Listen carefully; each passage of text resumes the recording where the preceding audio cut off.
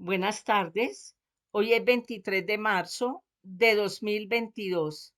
Soy Ligia López y vivo en Bogotá. Vamos a rezar. Ven, oh voluntad suprema, a reinar sobre la tierra. Inviste todas las generaciones. Vence y conquista a todos. Luisa, pequeña hija de la divina voluntad, continúa en medio de nosotros, viviendo y difundiendo el reino de la divina voluntad. Amén. En el nombre del Padre, del Hijo y del Espíritu Santo. Amén. Continuamos con nuestras meditaciones por temas específicos sobre los escritos de la sierva de Dios, Luisa Picarreta. Libro de cielo, el reino del fiat divino en medio de las criaturas. Nuestro tema de hoy es muy importante, Jesús, y lo vamos a hacer no solo con los capítulos de los escritos de Luisa, sino con Biblia, Catecismo de la Iglesia Católica y otros. Como los temas que hemos venido tratando en estas meditaciones van entrelazados entre sí, vamos a encontrar repetidos algunos apartes de los capítulos. En Mateo 16, 15, 16 dice, ¿y vosotros quién decís que soy yo? Simón Pedro contestó, tú eres el Cristo, el Hijo de Dios vivo. En el Catecismo de la Iglesia Católica, en el numeral 436 dice, Cristo viene de la traducción griega del término hebreo Mesías, que quiere decir ungido. No pasa a ser nombre propio de Jesús, sino porque Él cumple perfectamente la misión divina que esa palabra significa. En efecto, en Israel eran ungidos en el nombre de Dios los que le eran consagrados para una misión que habían recibido de él. Este era el caso de los reyes, de los sacerdotes y excepcionalmente de los profetas. Este debía ser por excelencia el caso del Mesías que Dios enviaría para instaurar definitivamente su reino. El Mesías debía ser ungido por el Espíritu del Señor, a la vez como rey y sacerdote, pero también como profeta. Jesús cumplió la esperanza mesiánica de Israel en su triple función de sacerdote, profeta y rey. Veamos qué nos dicen algunos profetas del Antiguo Testamento sobre el Mesías. Desde el primer libro de la Biblia, en el Génesis 3:15, ya se anuncia al Mesías. Cuando Dios le habló a la serpiente, dijo, pongo enemistad entre ti y la mujer, entre tu linaje y el suyo. Este te aplastará la cabeza, y tú le acecharás a él el calcañal. En el capítulo 49, 8, 12 dice, cuando Jacob bendice a sus hijos, le dice a Judá, tú, en verdad, eres Judá, te alabarán tus hermanos, tu mano pesará sobre la cerviz de tus enemigos. Se postrarán ante ti los hijos de tu padre. Cachorro de león, Judá, de la presa subes, hijo mío. Posando te agachas como león, como leona. ¿Quién la hostigará para que se levante? No faltará de Judá el cetro, ni de entre sus pies el báculo, hasta que venga aquel cuyo es, y a él darán obediencia los pueblos. Atará a la vid su pollino, a la vid generosa el hijo de la asna, lavará en vino sus vestidos, y en la sangre de las uvas su manto. Brillan por el vino sus ojos, y de la leche blanquean sus dientes.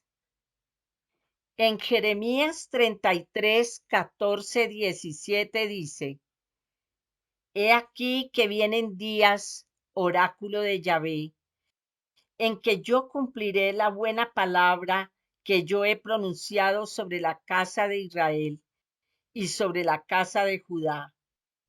En esos días y en ese tiempo yo suscitaré a David un renuevo de justicia que hará derecho y justicia sobre la tierra. En esos días será salvado Judá, y Jerusalén habitará confiadamente, y se llamará Yahvé, justicia nuestra. Porque así dice Yahvé: no faltará a David un varón que se siente sobre el trono de la casa de Israel. En segunda de Samuel 7:16 dice a David: permanente será tu casa para siempre ante mi rostro, y tu trono estable por la eternidad.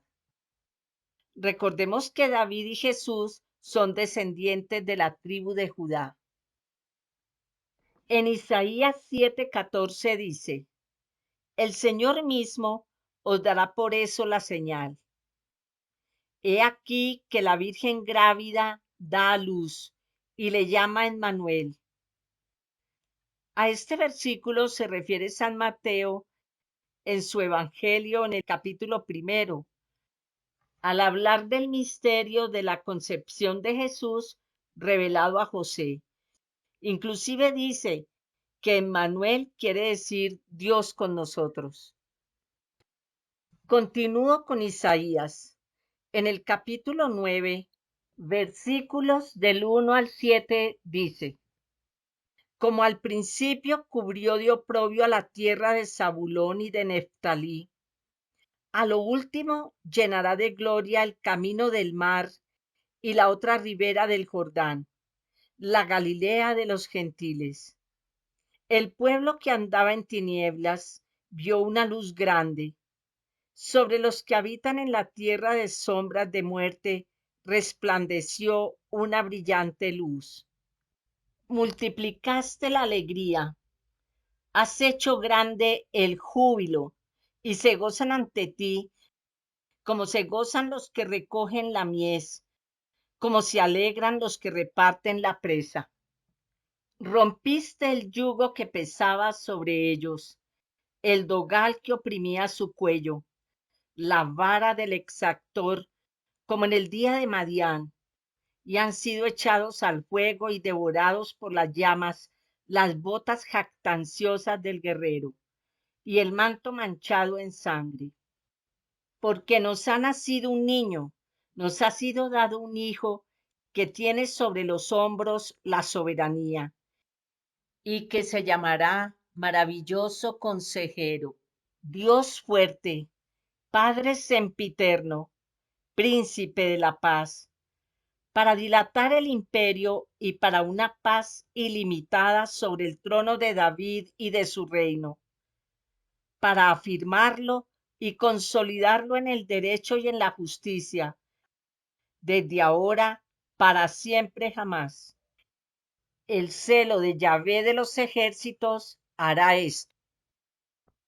Y en el capítulo 11, versículos del 1 al 12, nos habla del reino del Mesías, reino de paz y universal. Es un capítulo muy apropiado para relacionarlo con el don de la divina voluntad. Y dice: y brotará un retoño del tronco de Jesé, y retoñará de sus raíces un vástago, sobre el que reposará el espíritu de Yahvé, espíritu de sabiduría y de inteligencia, espíritu de consejo y de fortaleza, espíritu de entendimiento y de temor de Yahvé. Y su respirar será en el temor de Yahvé. No juzgará por vista de ojos, ni arguirá por oídas de oídos, sino que juzgará en justicia al pobre y en equidad a los humildes de la tierra. Y herirá al tirano con la vara de su boca, y con el soplo de sus labios matará al impío. La justicia será el cinturón de sus lomos, y la fidelidad el ceñidor de su cintura. Habitará el lobo con el cordero, y el leopardo se acostará con el cabrito, y comerán juntos el becerro y el león, y un niño pequeño los pastoreará. La vaca pacerá con la osa, y las crías de ambas se echarán juntas, y el león como el buey comerá paja. El niño de teta jugará junto a la ura del áspid, y el recién destetado meterá la mano en la caverna del basilisco. No habrá ya más daño ni destrucción en todo mi monte santo, porque estará llena la tierra del conocimiento de Yahvé, como llenan las aguas el mar. En aquel día, el renuevo de la raíz de Jesé se alzará como estandarte para los pueblos, y le buscarán las gentes, y será gloriosa su morada. En aquel día, de nuevo la mano del Señor redimirá al resto del pueblo, a lo que reste de Asur y de Egipto, de Patros, de Cus, de Elam, de Sennaar, de Hamat y de las islas del mar.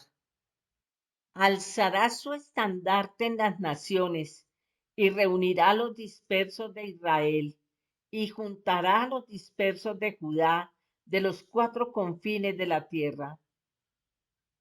En la próxima meditación veremos que Isaías también habla de los padecimientos de nuestro Señor. Lo mismo encontramos en algunos salmos.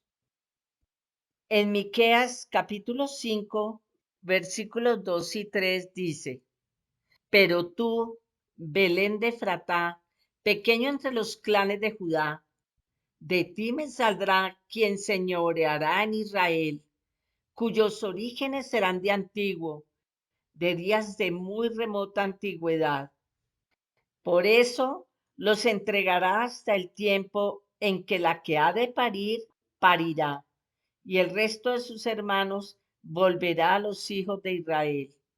Y se afirmará y apacentará con la fortaleza de Yahvé y con la majestad del nombre de Yahvé, su Dios, y morarán tranquilamente, porque entonces será grande hasta los confines de la tierra. Aquí tengamos en cuenta que Jesús, el Mesías, es el único anunciado antes de su venida. No existe en ninguna otra religión un Mesías anunciado y esperado y que se hayan cumplido las promesas. Ahora vamos a poner atención a este recorrido que vamos a hacer del Mesías, desde Ab eterno, la generación eterna del Verbo, el Hijo de Dios, la segunda persona de la Santísima Trinidad, sin principio y sin fin. Jesús, verdadero Dios y verdadero hombre. En el volumen 35 de agosto 23 de 1937 dice: Para nosotros el pasado y el futuro no existen, así que el Padre Celestial genera continuamente a su Hijo, y entre el Padre y el Hijo procede el Espíritu Santo. Esto es vida en nosotros y es como el latido y el respiro que forman nuestra vida, generar y proceder continuamente. Nos faltaría la vida si esto no fuera, como le faltaría la vida a la criatura si no tuviese un latido y un respiro continuo. Ahora, en este generar y proceder continuamente, vienen formadas alegrías inmensas, felicidad y contentos tales que no pudiéndolos contener dentro de nosotros, se desbordan fuera y forman las alegrías y la felicidad de todo el cielo. De los bienes inmensos que produce la generación continua del Verbo y el proceder del Espíritu Santo, se desborda fuera la suntuosidad y magnificencia de la máquina de toda la creación del hombre, la concepción de la Virgen Inmaculada, el descendimiento del Verbo a la tierra. Todo esto y otras cosas más están siempre en acto en nuestro ser divino, como está siempre en acto que el Padre genera a su Hijo y el proceder del Espíritu Santo. Tengamos en cuenta que en este capítulo el Señor menciona el orden de los actos del fiat que parten del acto único y eterno, como han ocurrido en el tiempo y que los mencioné en la meditación de la Santísima Trinidad ad extra. En el Nuevo Testamento, ¿qué nos dice San Juan del Verbo en su prólogo? Al principio era el Verbo, y el Verbo estaba en Dios, y el Verbo era Dios. Él estaba al principio en Dios. Todas las cosas fueron hechas por Él, y sin Él no se hizo nada de cuanto ha sido hecho. En Él estaba la vida, y la vida era la luz de los hombres. La luz luce en las tinieblas, pero las tinieblas no la abrazaron. Hubo un hombre enviado de Dios, de nombre Juan. Vino éste a dar testimonio de la luz, para testificar de ella y que todos creyeran por él. No era él la luz, sino que vino a dar testimonio de la luz. Era la luz verdadera, que viniendo a este mundo ilumina a todo hombre. Estaba en el mundo y por él fue hecho el mundo, pero el mundo no le conoció. Vino a los suyos, pero los suyos no le conocieron. Mas a cuanto le recibieron, les dio poder de venir a ser hijos de Dios, a aquellos que creen en su nombre, que no de la sangre, ni de la voluntad carnal, ni de la voluntad de varón, sino de Dios son nacidos. Y el Verbo se hizo carne y habitó entre nosotros, y hemos visto su gloria, gloria como de unigénito del Padre, lleno de gracia y de verdad. Juan da testimonio de él clamando: Este es de quien os dije, el que viene detrás de mí ha pasado delante de mí, porque era primero que yo.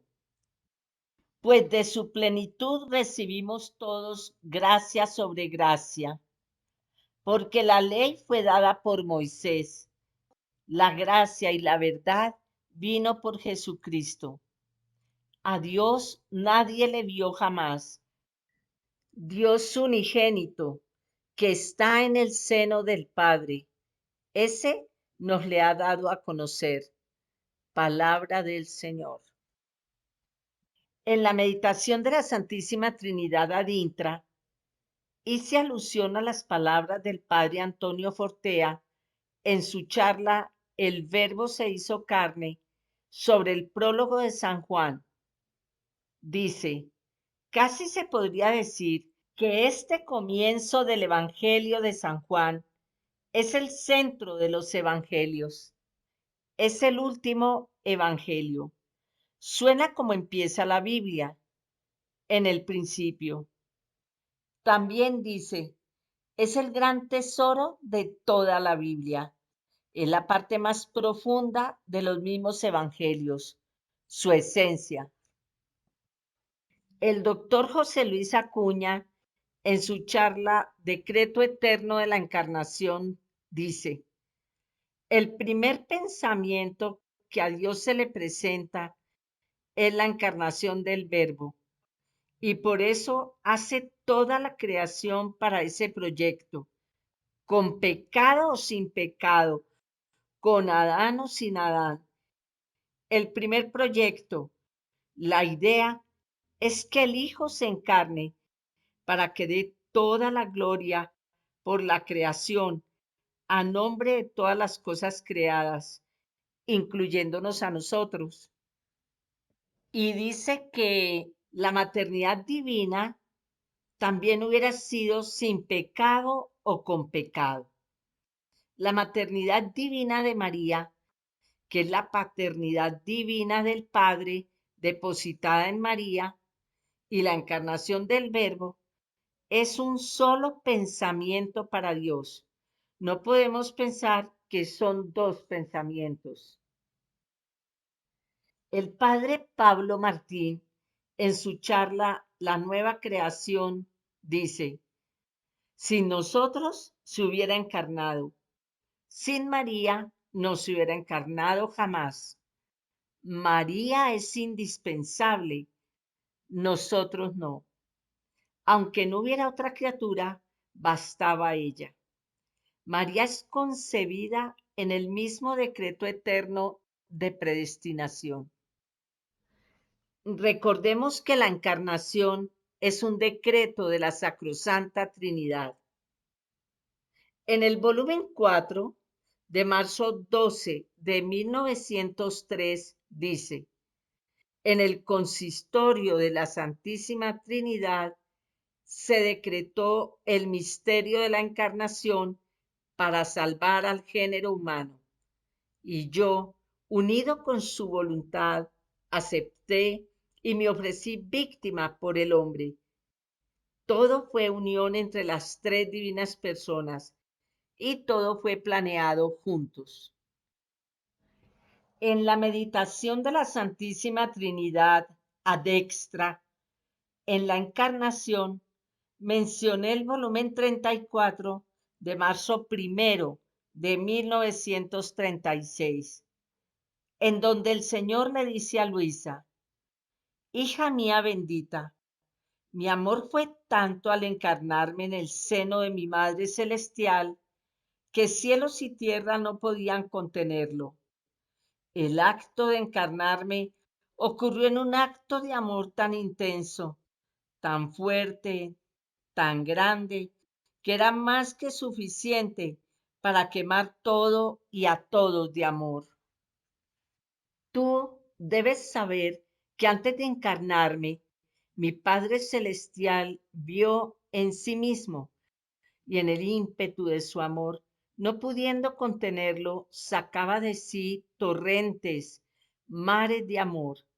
En este ímpetu de amor vio a su Hijo, y yo me encontraba en sus mismas llamas de amor, y me ordenó que me encarnara.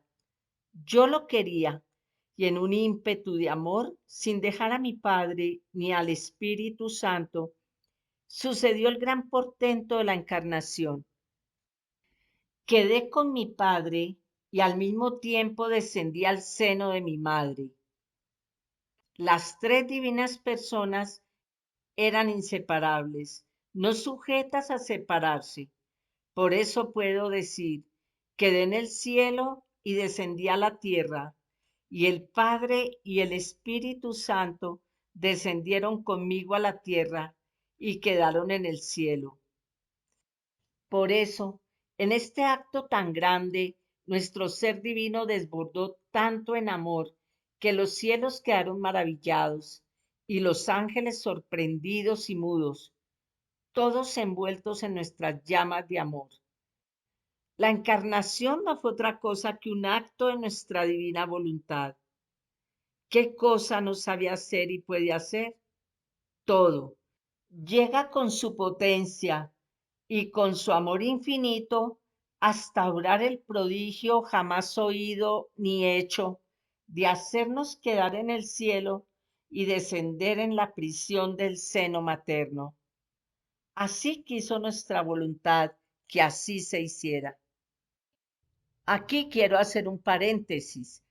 Hay varios capítulos donde el Señor nos habla de la bilocación. El Evangelio de San Mateo, en su capítulo 1, nos habla del misterio de la concepción de Jesús revelado a San José, pero San Lucas hace una detallada descripción de la anunciación y del nacimiento de Jesús, que aunque los conozcamos, es necesario repetirlos, ya que en el tiempo es el momento más importante y grandioso de la historia de la humanidad, porque sin ese instante no hubieran ocurrido los otros acontecimientos que envolvieron este gran misterio, la encarnación, Jesús, Dios con nosotros.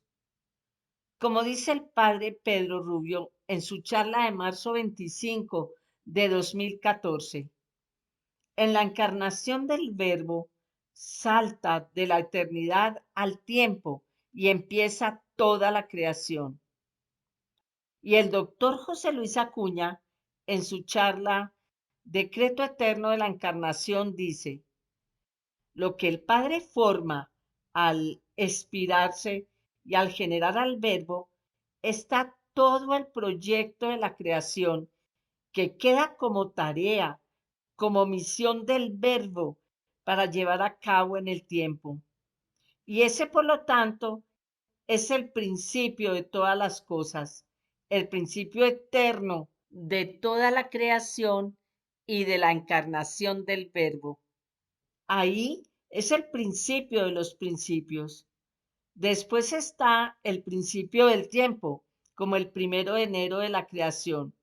Y está el principio de la creación, que no es el 1 de enero de la creación, sino el Verbo encarnado, Jesús, principio y fin de todas las cosas. Les recomiendo escuchar esta charla del doctor José Luis Acuña, Decreto Eterno de la Encarnación. Es muy interesante. Ahora vamos a ver la Anunciación. En San Lucas, en el capítulo 1, versículos del 26 al 38, dice, en el mes sexto fue enviado el ángel Gabriel de parte de Dios a una ciudad de Galilea llamada Nazaret, a una virgen desposada con un varón de nombre José, de la casa de David. El nombre de la virgen era María. Entrando le dijo, alégrate, llena de gracia, el Señor es contigo. Ella se turbó al oír estas palabras y discurría qué podría significar aquella salutación. El ángel le dijo, no temas, María, porque has hallado gracia delante de Dios, y concebirás en tu seno, y darás a luz un hijo, a quien pondrás por nombre Jesús. Él será grande y llamado Hijo del Altísimo, y le dará el Señor Dios el trono de David su padre, y reinará en la casa de Jacob por los siglos, y su reino no tendrá fin. Dijo María al ángel, ¿cómo podrá ser esto? Pues yo no conozco varón. El ángel le contestó, el Espíritu Santo vendrá sobre ti, y la virtud del Altísimo te cubrirá con su sombra. Y por esto, el Hijo engendrado será santo, será llamado Hijo de Dios. E Isabel, tu pariente, también ha concebido un hijo en su vejez, y este ya el mes sexto de la que era estéril, porque nada hay imposible para Dios. Dijo María, he aquí a la esclava del Señor, hágase en mí según tu palabra. Y se fue de ella el ángel. En el volumen 15, diciembre 16 de 1923. Bueno, este capítulo tiene dos fechas. La otra es julio 18 de 1923. Dice, si la concepción de mi celestial mamá fue prodigiosa y fue concebida en el mar que salió de las tres divinas personas, Mi concepción no fue en el mar que salió de nosotros, sino en el gran mar que residía en nosotros, nuestra misma divinidad que descendía en el seno virginal de esta Virgen y quedé concebido. Es verdad que se dice que el Verbo quedó concebido, pero mi Padre Celestial y el Espíritu Santo eran inseparables de mí. Es verdad que yo tuve la parte actuante, pero ellos la tuvieron concurrente. Imagínate dos reflectores, que uno refleje en el otro el mismo sujeto. Estos sujetos son tres. El de en medio toma la parte obrante, sufriente, suplicante. Los otros dos están juntos, concurren y son espectadores. Así que podría decir que uno de los dos reflectores era la Trinidad Sacrosanta, el otro mi querida mamá. Ella, en el breve curso de su vida, con vivir siempre en mi querer, me preparó en su virginal seno el pequeño terreno divino, donde yo, Verbo eterno, debía vestirme de humana carne, porque jamás habría descendido dentro de un terreno humano, y la Trinidad, reflejando en ella, quedó concebida. Entonces, aquella misma Trinidad, mientras quedaba en el cielo, quedaba concebida en el seno de esta noble reina. Todas las otras cosas, por cuán grandes, nobles, sublimes, prodigiosas, aun la misma concepción de la Virgen Reina, todas quedan atrás. No hay cosa que pueda equipararse, ni amor, ni grandeza, ni potencia a mi concepción. Aquí no se trata de formar una vida, sino de encerrar la vida que da vida a todos. No se trata de ensancharme, sino de restringirme para poderme concebir, no para recibir, sino para dar. Quien ha creado todo, encerrarse en una creada y pequeñísima humanidad. Estas son obras solo de un Dios, y de un Dios que ama, y que a cualquier costo quiere atar con su amor a la criatura para hacerse amar.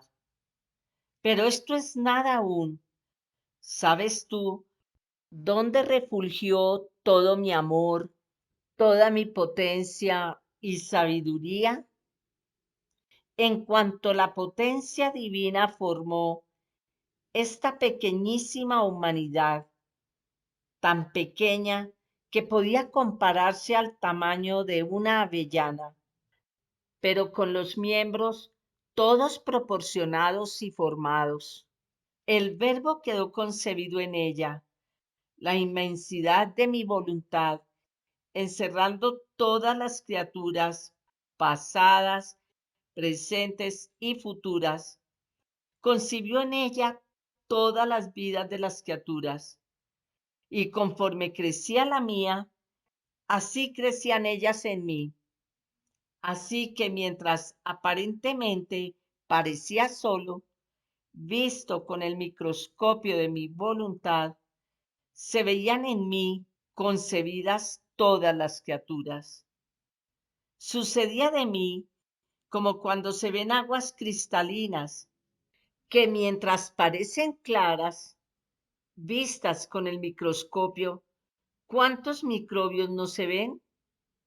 Fue tal y tanta la grandeza de mi concepción, que la gran rueda de la eternidad quedó conmovida y estática al ver los innumerables excesos de mi amor y todos los prodigios unidos juntos.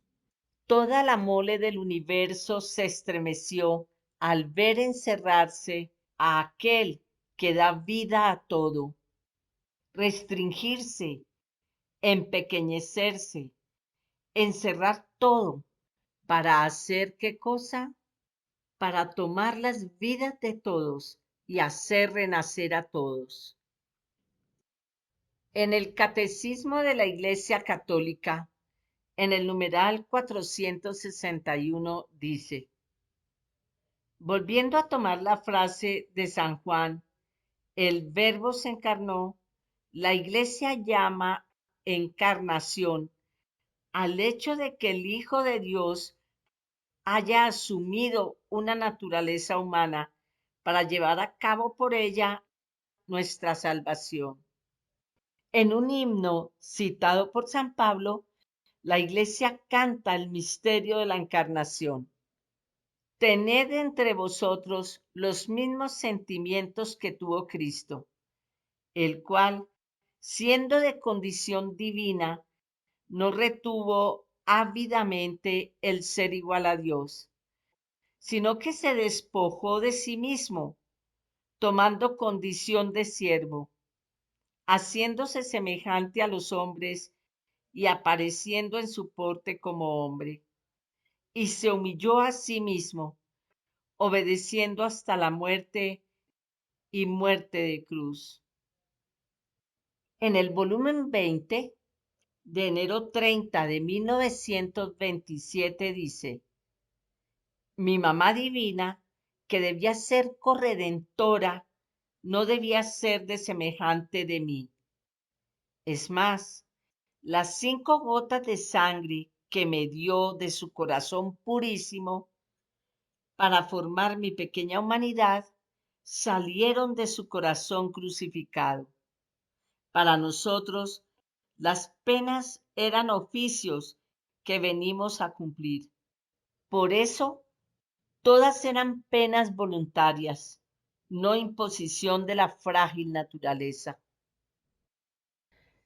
En el volumen 12, marzo 17 de 1921, dice, mi humanidad tuvo un principio, mi voluntad es eterna, mi humanidad es circunscrita y limitada. Mi voluntad no tiene confines ni límites, es inmensa.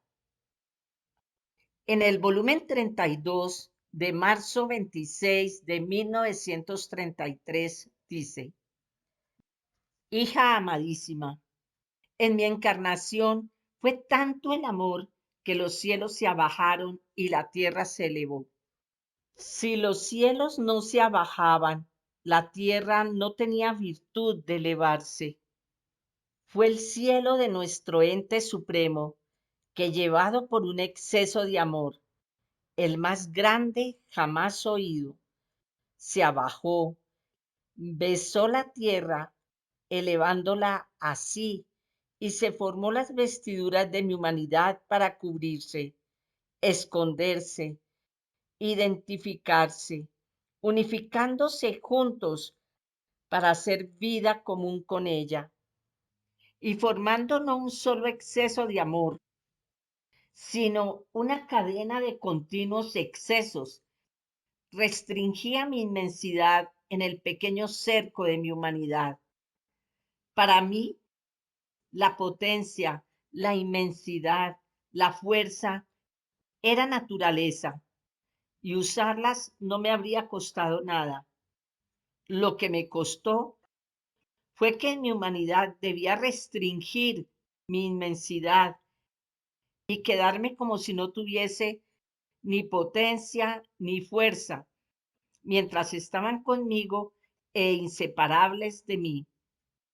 Y debía adaptarme a los pequeños actos de mi humanidad, y solo por amor, no porque no podía. Así que descendí en todos los actos humanos para elevarlos y darles la forma y el orden divino. El hombre, con hacer su voluntad, destruyó en sí el modo y el orden divino. Y mi divinidad, cubierta por mi humanidad, vino a rehacer lo que él había destruido. ¿Se puede dar amor más grande hacia una criatura tan ingrata? En el Catecismo de la Iglesia Católica, en el numeral 460, dice, el Verbo se encarnó para hacernos partícipes de la naturaleza divina, porque tal es la razón por la que el Verbo se hizo hombre y el Hijo de Dios, Hijo del hombre, para que el hombre, al entrar en comunión con el Verbo y al recibir así la filiación divina, se convirtiera en Hijo de Dios. Esto lo dice San Ireneo, porque el Hijo de Dios se hizo hombre para hacernos Dios, lo dice San Atanasio. El Hijo unigénito de Dios, queriendo hacernos participantes de su divinidad, asumió nuestra naturaleza para que, habiéndose hecho hombre, hiciera dioses a los hombres. Esto lo dice Santo Tomás de Aquino. Tengamos en cuenta este capítulo al cual me he referido en los otros temas. Es del volumen 6, octubre 25 de 1904, y dice, el Verbo tomó carne, pero no quedó carne, quedó lo que era. Y así como verbo significa palabra, y no hay cosa que más influya que la palabra, así el verbo significa manifestación, comunicación, unión divina a lo humano. Así que si el verbo no hubiera tomado carne, no habría medio cómo poder unir juntos a Dios y al hombre. En el volumen 5 de octubre 2 de 1903 dice, mi encarnación injertó la humanidad a la divinidad. Y en el volumen 33 de octubre 13 de 1935, las criaturas por parte de mi humanidad eran mías, incorporadas en mí. Podría decir que formaban mi misma humanidad. ¿Cómo hacer para no amarlas? Sería como no amar la propia vida. Bueno, aquí quiero recordar que en estas meditaciones lo que hago es repetir las mismas palabras con las que nuestro Señor le enseñó a Luisa sobre temas específicos. Y hoy estamos viendo el tema de Jesús. Empezamos un recorrido desde Ab Eterno que dijeron los profetas sobre el Mesías y estamos viendo en este momento la encarnación. Esto lo repito con el fin de que recordemos el tema y podamos comprender cada vez mejor. En el volumen 6 de diciembre 22 de 1903 dice, hija mía, en la creación yo di al alma mi imagen, en la encarnación di mi divinidad, divinizando a la humanidad. Y en el mismo acto en que se encarnó la divinidad en la humanidad, en aquel mismo instante se encarnó en la cruz. Así que desde que fui concebido, me concebí unido con la cruz. En el volumen 12, marzo 18 de 1919 dice, hija de mi querer, ven a tomar parte en las primeras muertes y en las penas que sufrió mi pequeña humanidad por parte de mi divinidad en el acto de mi concepción. En cuanto fui concebido, concebí junto conmigo todas las almas pasadas, presentes y futuras, como mi propia vida, y concebí al mismo tiempo las penas y las muertes que por cada una debía sufrir. Debía incorporar todo en mí, almas, penas y muertes que cada una debía sufrir, para decir al Padre, Padre mío, no verás más a la criatura, sino solo a mí, y en mí encontrarás a todos, y yo daré satisfacción por todos. Cuantas penas quieras, te las daré.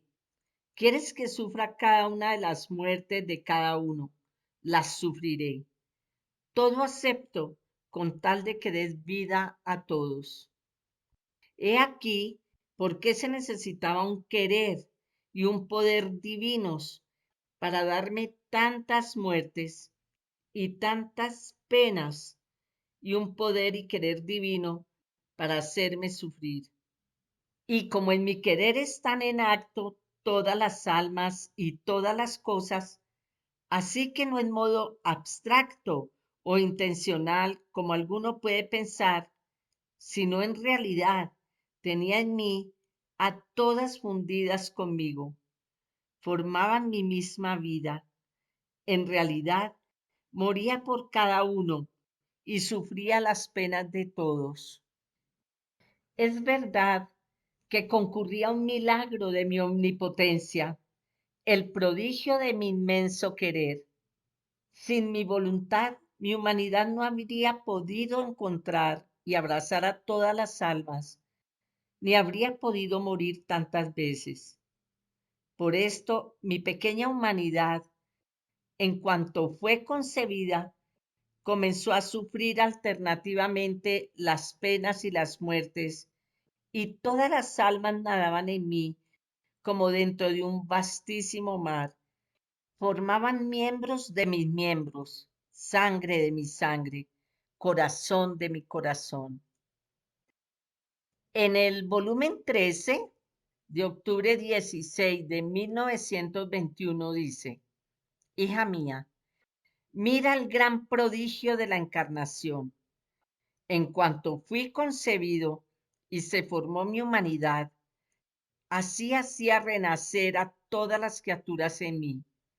Así que en mi humanidad, mientras renacían en mí, sentía todos sus actos distintos. En la mente contenía cada pensamiento de criatura, buenos y malos. Los buenos los confirmaban el bien, los rodeaba con mi gracia, los investía con mi luz, a fin de que, renaciendo de la santidad de mi mente, fueran dignos partos de mi inteligencia. Los malos los reparaba, hacía la penitencia que les correspondía, multiplicaba mis pensamientos al infinito para dar al Padre la gloria por cada pensamiento de las criaturas. En mis miradas, en mis palabras, en mis manos, en mis pies y hasta en mi corazón. Contenía las miradas, las palabras, las obras, los pasos, los corazones de cada uno. Y renaciendo en mí, todo quedaba confirmado en la santidad de mi humanidad. Todo reparado y por cada ofensa sufrí una pena especial. Y habiéndolos hecho renacer a todos en mí, los llevé en mí todo el tiempo de mi vida. ¿Y sabes cuándo los parí? Los parí sobre la cruz, en el lecho de mis acerbos dolores, entre espasmos atroces, en el último suspiro de mi vida. Y en cuanto morí, así renacían todos a nueva vida, todos sellados y marcados con todo el obrar de mi humanidad. Y no contento con haberlos hecho renacer, a cada uno le daba todo lo que yo había hecho para tenerlos defendidos y en lugar seguro. ¿Ves qué santidad contiene el hombre? La santidad de mi humanidad. Jamás habría podido dar a luz hijos indignos y de semejantes de mí. Por eso amo tanto al hombre, porque es parto mío, pero el hombre es siempre ingrato y llega a no conocer al Padre que lo ha parido con tanto amor y dolor. El padre Pablo Martín, en su pequeño catecismo, dice, sabed que Dios es Dios. Hay un solo Dios, y Dios es tres personas. Jesucristo es una persona divina, la segunda en la Trinidad. Es el Hijo engendrado, no creado, de la misma naturaleza del Padre. o sea, consustancial, que comparte con él la misma y única sustancia o ser divino. Jesucristo es la imagen increada del Padre, el Verbo, el otro sí mismo del Padre. Jesucristo, por su encarnación, tiene dos naturalezas, su divinidad y su humanidad. Es verdadero Dios por propia naturaleza, increado, infinito y eterno. Es verdadero hombre y en cuanto criatura, su humanidad es limitada y temporal.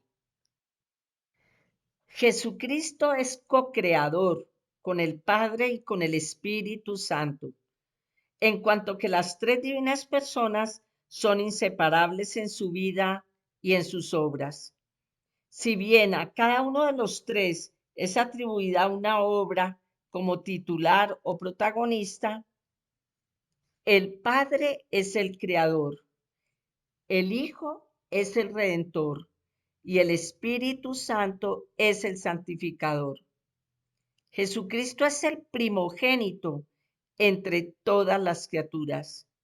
Todas las demás criaturas han sido creadas por Él, por motivo de Él, en Él y para Él. En el volumen 36 de diciembre 25 de 1938, dice Luisa, me he detenido en el descendimiento del Verbo a la tierra y yo lo compadecía al verlo solo. Y mi dulce Jesús, con una ternura indecible, sorprendiéndome, me ha dicho, hija mía amadísima, tú te equivocas. La soledad fue por parte de la ingratitud humana, pero por la parte divina y de nuestras obras, todas me acompañaron. No me dejaron jamás solo. Es más, debes saber que junto conmigo descendieron el Padre y el Espíritu Santo. Mientras yo quedé con ellos en el cielo, ellos descendieron conmigo a la tierra. Somos inseparables y aunque nosotros mismos lo quisiéramos, no podemos separarnos. A lo más nos bilocamos y mientras tenemos nuestro trono en el cielo, formamos nuestro trono en la tierra, pero separarnos jamás. En el descendimiento sobre la tierra, el verbo tomó la parte actuante, pero siempre concurrentes, el Padre y el Espíritu. En el acto en el que descendí del cielo, todos se movieron para hacerme cortejo y para darme los honores a mí debidos. Me cortejó el cielo con todas sus estrellas, dándome los honores de mi inmutabilidad y de mi amor que jamás termina. Me cortejó el sol, dándome los honores de mi eterna luz. Oh, cómo me alabó bien con la multiplicidad de sus efectos. Puedo decir que haciéndome cuna con su luz y con su calor, en su mudo lenguaje me decía, tú eres luz y yo te honro, te adoro, te amo con la misma luz con la cual me creaste. Todos me circundaron, el viento, el mar, el pequeño pajarillo, todos y todo para darme el amor, la gloria con la cual los había creado. ¿Y quién alababa mi imperio? ¿Quién mi inmensidad? ¿Quién mis alegrías infinitas? Las cosas creadas me hacían fiesta, y si yo lloraba, también ellas lloraban, porque mi voluntad, residiendo en ellas, las tenía al día de lo que yo hacía, y oh, cómo se sentían honradas al hacer lo que hacía su creador. Además, tuve el cortejo de los ángeles, que no me dejaron nunca solo.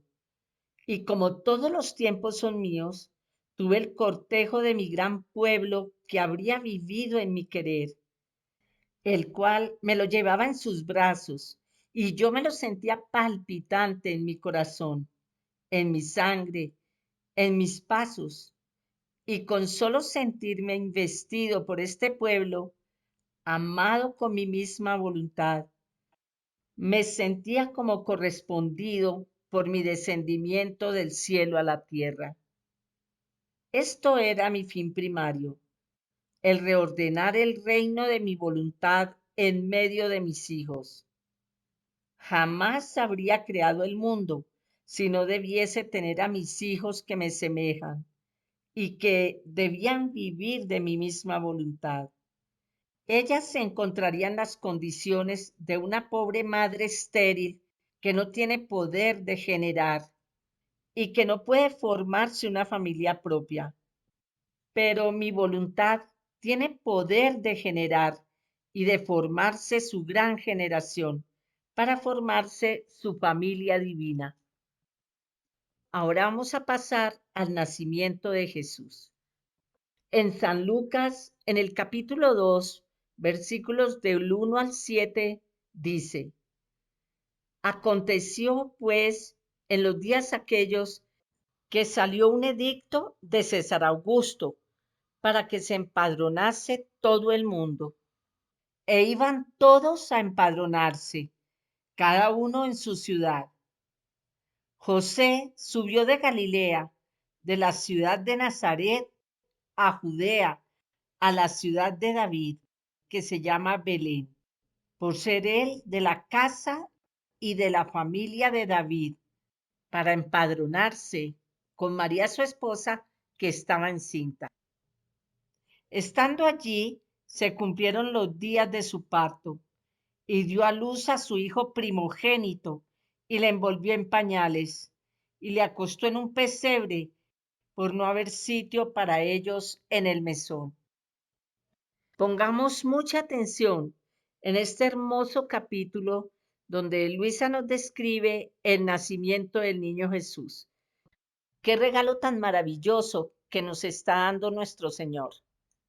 En el volumen 4, diciembre 25 de 1900, dice Luisa: encontrándome en mi habitual estado, me he sentido fuera de mí misma y después de haber girado, me encontré dentro de una cueva y he visto a la reina mamá que estaba en el momento de dar a luz al niñito Jesús. ¡Qué estupendo prodigio! Me parecía que tanto la madre como el hijo estaban cambiados en luz purísima, pero en esa luz se distinguía muy bien la naturaleza humana de Jesús, que contenía en sí la divinidad y le servía como de velo para cubrir a la divinidad, de modo que abriendo el velo de la naturaleza humana era Dios, y cubierto con ese velo era hombre. Y he aquí el prodigio de los prodigios, Dios y hombre, hombre y Dios, que sin dejar al Padre y al Espíritu Santo, viene a habitar con nosotros y toma carne humana, porque el verdadero amor no se desune jamás. Ahora, me ha parecido que la madre y el hijo, en ese felicísimo instante, quedaron como espiritualizados y sin el mínimo obstáculo, Jesús salió del seno materno, desbordándose ambos en un exceso de amor, o sea, esos santísimos cuerpos transformados en luz, sin el mínimo impedimento.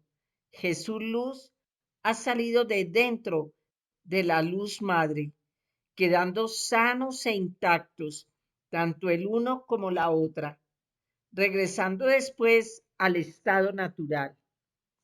Pero, ¿quién puede decir la belleza del niñito que en ese momento de su nacimiento traslucía aún externamente los rayos de su divinidad? ¿Quién puede decir la belleza de la madre que quedaba toda absorbida en aquellos rayos divinos?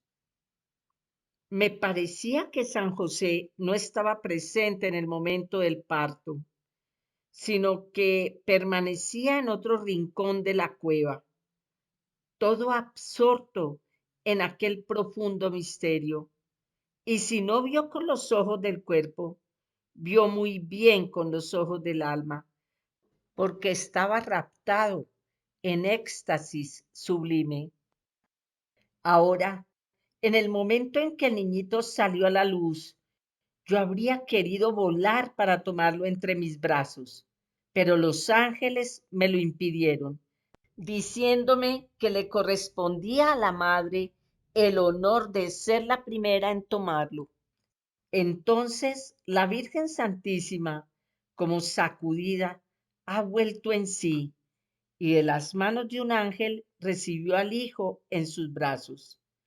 Lo estrechó tan fuerte en el arrebato de amor en que se encontraba, que parecía que lo quisiera meter de nuevo en ella. Después, queriendo dar un desahogo a su ardiente amor, lo puso a mamar de sus pechos. Mientras tanto, yo permanecía toda aniquilada, esperando ser llamada para no recibir otro regaño de los ángeles. Entonces la reina me dijo: ven, ven a tomar a tu amado y gózalo también tú. Desahoga con él tu amor.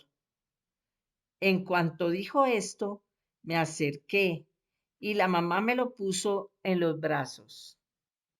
En el Catecismo de la Iglesia Católica, en el numeral 437 dice: el ángel anunció a los pastores el nacimiento de Jesús como el del Mesías prometido a Israel. Os ha nacido hoy en la ciudad de David un Salvador, que es el Cristo Señor. Desde el principio, Él es, a quien el Padre ha santificado y enviado al mundo, concebido como santo en el seno virginal de María. José fue llamado por Dios para tomar consigo a María su esposa, encinta del que fue engendrado en ella por el Espíritu Santo, para que Jesús, llamado Cristo, nazca de la esposa de José en la descendencia mesiánica de David. En el volumen 17 de diciembre 24 de 1924 dice: hija mía, el acto de mi nacimiento fue el acto más solemne de toda la creación. Cielo y tierra sentían sumergirse en la más profunda adoración a la vista de mi pequeña humanidad, que tenía como amurallada a mi divinidad. Así que en el acto de mi nacimiento hubo un acto de silencio y de profunda adoración y oración. Oró mi mamá y quedó arrebatada por la fuerza del prodigio que de ella salía. Oró San José, oraron los ángeles y toda la creación. Sentían la fuerza del amor de mi potencia creadora renovada en ellos. Todos se sentían honrados y recibían el verdadero honor, porque aquel que los había creado debía servirse de ellos para lo que era necesario a su humanidad. Se sintió honrado el sol al tener que dar su luz y calor a su creador. Reconocía a aquel que lo había creado, a su verdadero Señor, y le hacía fiesta y honor con darle su luz. Se sintió honrada la tierra cuando me sintió que estaba acostado en un pesebre. Se sintió tocada por mis tiernos miembros y exultó de alegría con signos prodigiosos. Todas las cosas creadas veían a su verdadero Rey y Señor en medio de ellas, y sintiéndose honradas, cada una quería darme su oficio. El agua quería quitarme la sed, los pájaros con sus trinos y gorjeos querían recrearme, el viento quería acariciarme, el aire quería besarme, todos querían darme su inocente tributo. Solo el hombre ingrato, a pesar que todos sintieron en ellos una cosa insólita, una alegría, una fuerza potente, fueron reacios y sofocando todo, no se movieron. Y a pesar de que los llamaba con lágrimas, con gemidos y sollozos, no se movieron, a excepción de pocos pastores. No obstante, era por el hombre que venía a la tierra. Venía para darme a él, para salvarlo y para llevarlo conmigo a la patria celestial. Por esto, yo era todo ojos para ver si venía ante mí para recibir el gran don de mi vida divina y humana. Así que la encarnación no fue otra cosa que darme en poder de la criatura. En la encarnación me di en poder de mi amada mamá. En mi nacimiento se agregó San José, al cual hice don de mi vida. Y como mis obras son eternas y no están sujetas a terminar, esta divinidad, este verbo que descendió del cielo, no se retiró más de la tierra para tener ocasión de darme continuamente siempre a todas las criaturas.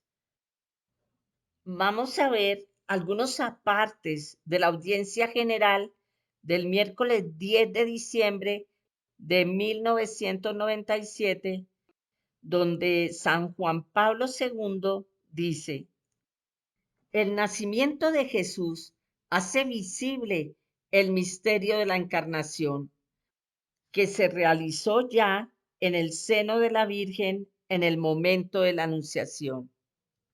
En efecto, nace el niño que ella, instrumento dócil y responsable del plan divino, concibió por obra del Espíritu Santo.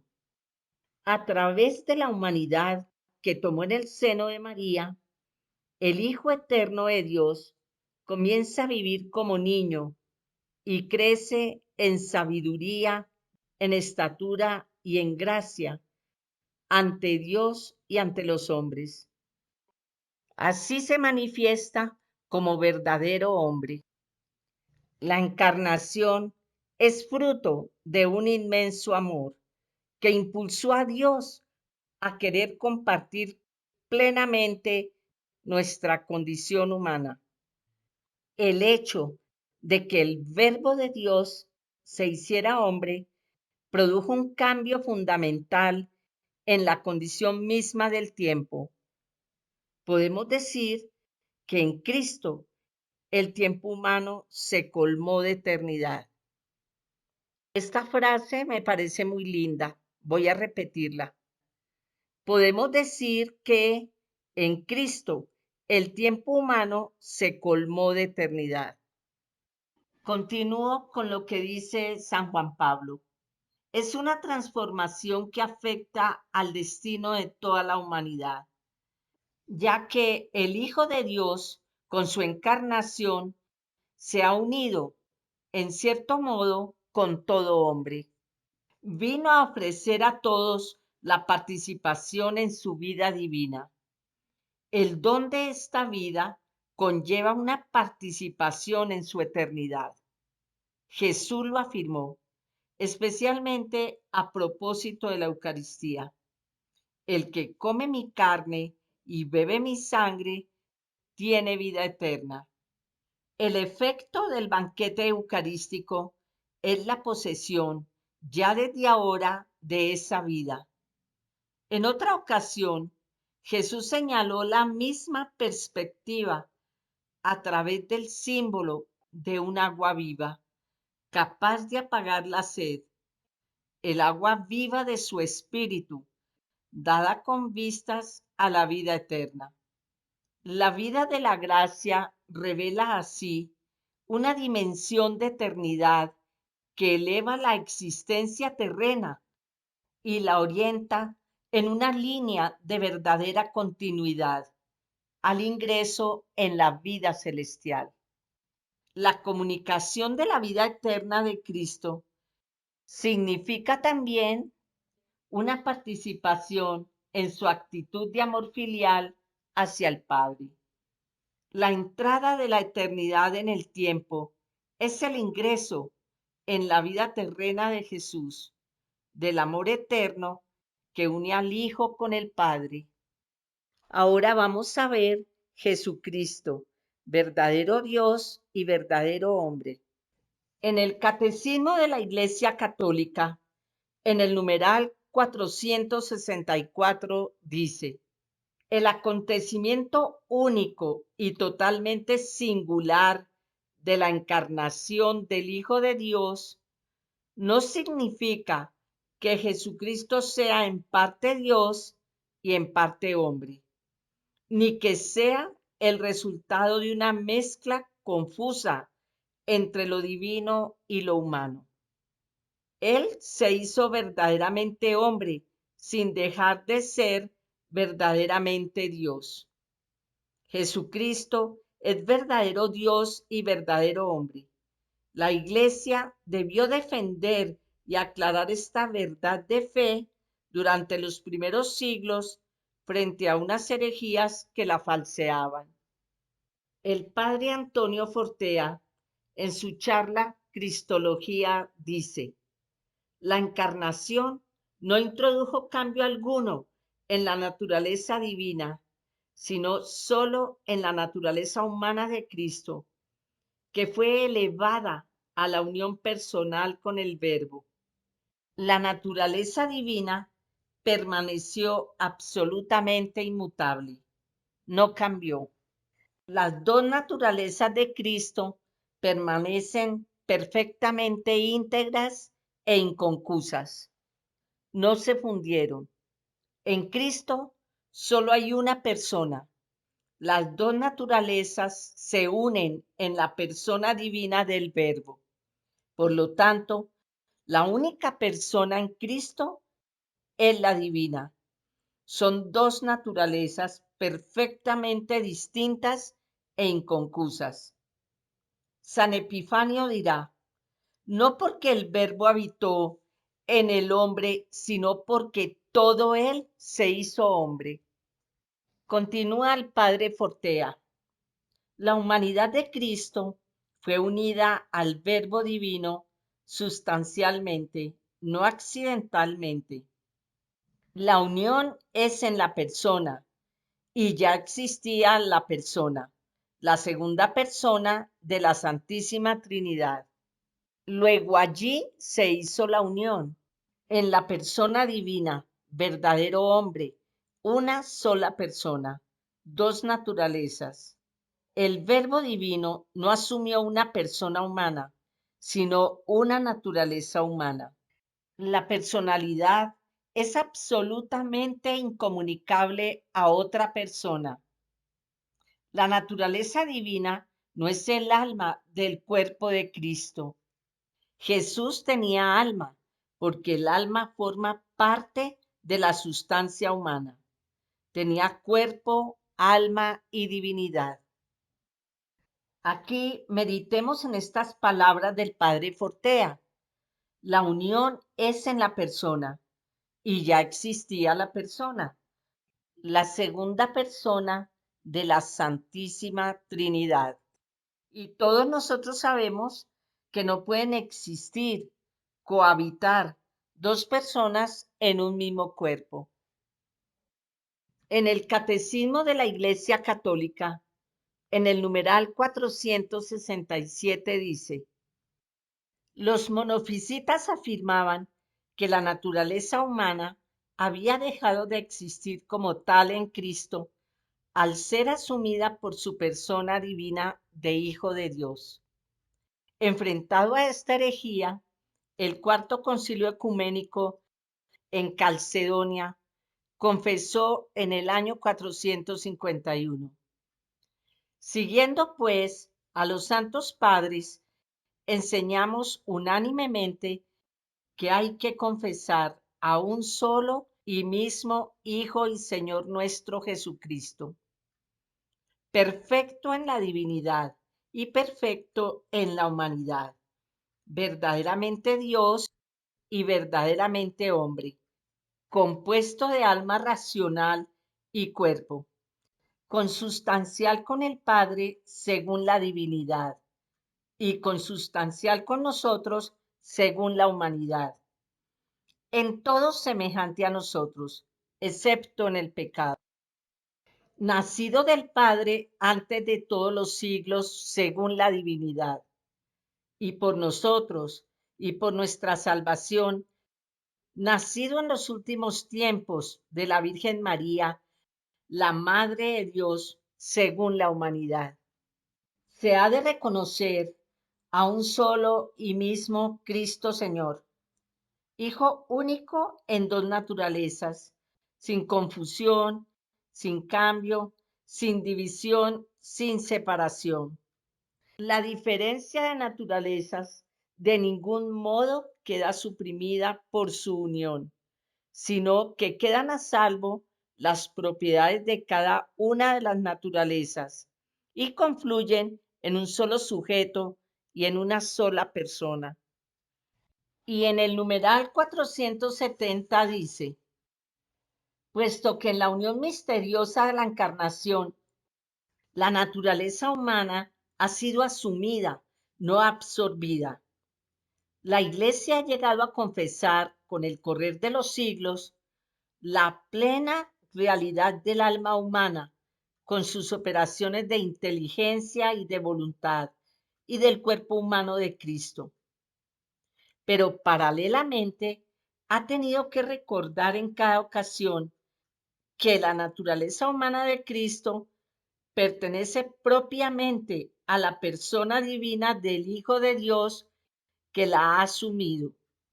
Todo lo que es y hace en ella pertenece a uno de la Trinidad. El Hijo de Dios comunica, pues, a su humanidad su propio modo personal de existir en la Trinidad. Así, en su alma como en su cuerpo, Cristo expresa humanamente las costumbres divinas de la Trinidad. El Hijo de Dios trabajó con manos de hombre, pensó con inteligencia de hombre, obró con voluntad de hombre y amó con corazón de hombre. Nacido de la Virgen María, se hizo verdaderamente uno de nosotros, en todo semejante a nosotros, excepto en el pecado. Bueno, ahora vamos a ver el alma y el conocimiento humano de Cristo. Continuamos con el catecismo. En el numeral 472 dice, esta alma humana que el Hijo de Dios asumió está dotada de un verdadero conocimiento humano. Como tal, este no podía ser de por sí ilimitado. Se desenvolvía en las condiciones históricas de su existencia, en el espacio y en el tiempo. Por eso, el Hijo de Dios, al hacerse hombre, quiso progresar en sabiduría, en estatura y en gracia, e igualmente adquirir aquello que en la condición humana se adquiere de manera experimental. Eso correspondía a la realidad de su anonadamiento voluntario en la condición de esclavo. En el numeral 473 dice, pero al mismo tiempo, este conocimiento verdaderamente humano del Hijo de Dios expresaba la vida divina de su persona. La naturaleza humana del Hijo de Dios, no por ella misma, sino por su unión con el Verbo, conocía y manifestaba en ella todo lo que conviene a Dios. Esto sucede ante todo en lo que se refiere al conocimiento íntimo e inmediato que el Hijo de Dios hecho hombre tiene de su Padre. El Hijo En su conocimiento humano demostraba también la penetración divina que tenía de los pensamientos secretos del corazón de los hombres.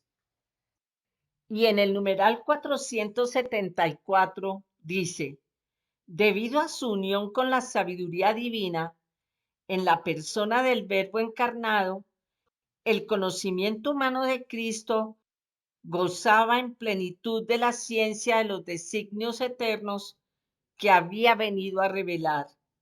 Lo que reconoce ignorar en este campo, declara en otro lugar no tener misión de revelarlo. Para terminar esta primera parte del tema Jesús, ¿y vosotros quién decís que soy yo? Como ustedes saben que en estas meditaciones, en lo que más hago énfasis es en el amor. Escogí este hermoso capítulo en donde nuestro Señor hace desahogo y se desborda de amor por su criatura. En el volumen 31, diciembre 25 de 1932, dice, hija mía, ámame, ámame. He nacido para amar y para ser amado. Y para obrar como Dios, mi nacimiento es universal. No habría obrado como Dios si no hubiese renacido en modo universal, de modo que todos pueden decir con los hechos, el celestial niño ha nacido para mí, es mío y es tan verdadero que ya lo poseo. Mi amor quedaría obstaculizado si no hubiese podido renacer en todos, mi potencia limitada, mi inmensidad restringida, si no fuese universal mi nacimiento.